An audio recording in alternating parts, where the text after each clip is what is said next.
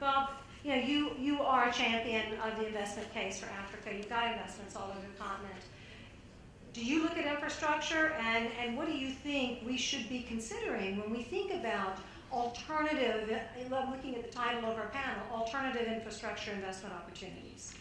Donna, thank you very much. And before I go into that, thank you to our friends at Africa Investor too for putting this session on. People are very, very focused on innovation in the capital markets in Africa and how it can help this. And I think innovation is a somewhat overused word, because what you just went through about the Johannesburg Stock Exchange is remarkable. In literally a short period of time, special purpose acquisition companies, yieldcos, interest rate swap futures, credit default swaps, currency, none of that is innovative in the context of finance in the world or the US or the big liquid markets. It's enormously innovative in the context of sub-Saharan Africa. And so how do we look at the models in the world that are already there and take the best of those here? And I always like to come back to the simple example of how we've seen the capital markets operate since the financial crisis. In the US, they've recovered.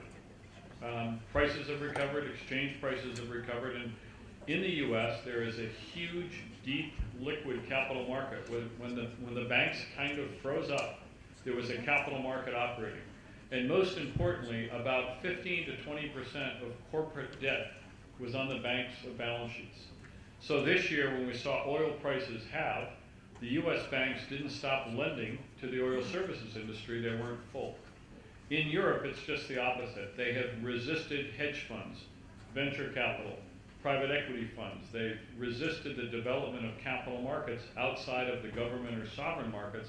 And so 80 to 85% of corporate debt in continental Europe is on the balance sheets of banks.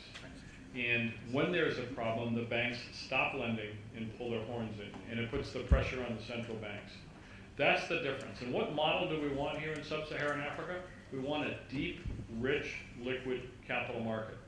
When we formed Atlas Mara and did our first acquisition 15 months ago, no one had ever done a special purpose acquisition company for a bank.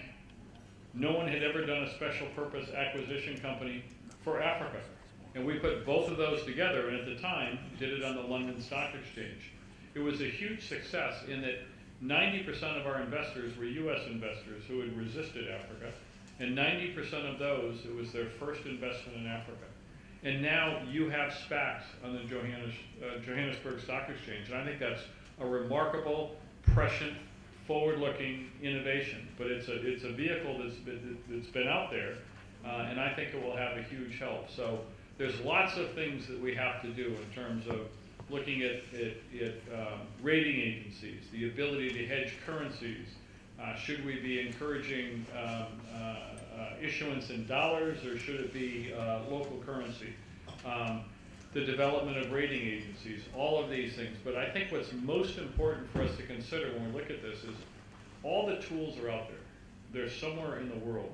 It's up to us to figure out what's the model we want: a deep, rich, liquid, forward-looking capital market, or one that's overly regulated. And I think what you're doing shows the right way forward.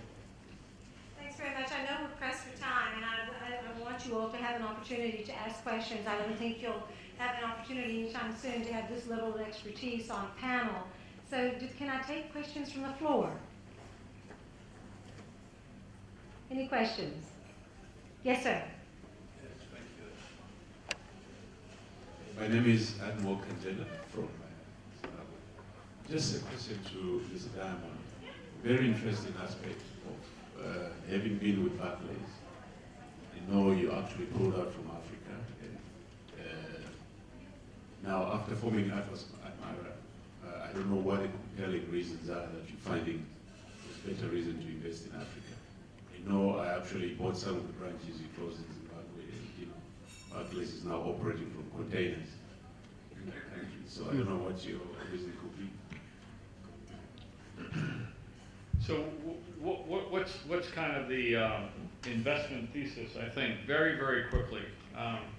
It starts with Africa rising, it starts with the demographics, it starts with the billion population, half the average age of America, 52 cities with over 1 billion people. You all know that story, or you wouldn't be here. But I think in financial services, there was a really, really unique opportunity. Starting in 2007 or 2008, a huge vacuum was created for African consumers and African businesses. Over 50% of the trade finance in Africa prior to the crisis was supplied by the European banks. SocGen, BNP Paribas, I could go on and on. Today, it's almost zero. So Basel III has created a pull of capital back to home markets. The big global banks are dealing with the big global companies, and they're very comfortable with that and not penetrating on the ground.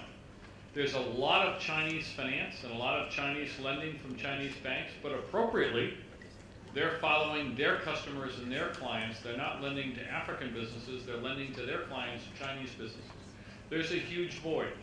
Now complicate that with two other facts.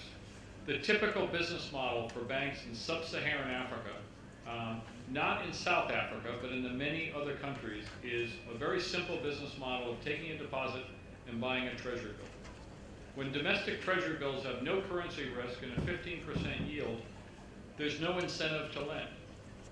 And so how do we get money? How do we get lending to African businesses and African consumers? And that was what was in our mind. And wonderfully, like, I've never seen this opportunity in an emerging market before, where banking is very, very disaggregated. It has high current earnings, low valuations, and most importantly, it's open to forward investment.